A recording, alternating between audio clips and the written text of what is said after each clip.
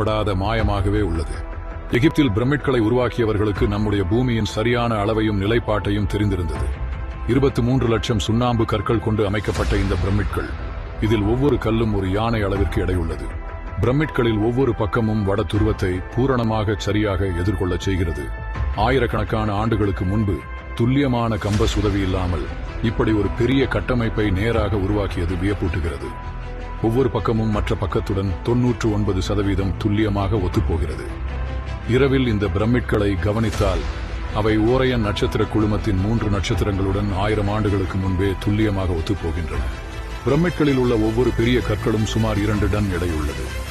சில மோனோலித்திக் கற்கள் 50 டன் வரை எடையுடன் உள்ளன. அந்த காலகட்டத்தில் எகிப்தியினர் சக்கரம் பயன்படுத்துவதற்கும் தெரியாதவர்கள்.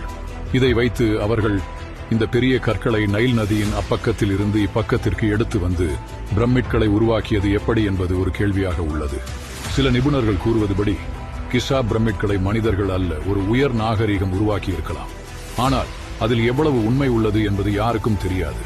பயனற்ற வீடியோக்களை பார்ப்பதை விட தினம் ஒரு விஷயத்தை தெரிந்து கொள்ள எங்களை பின்தொடருங்கள்.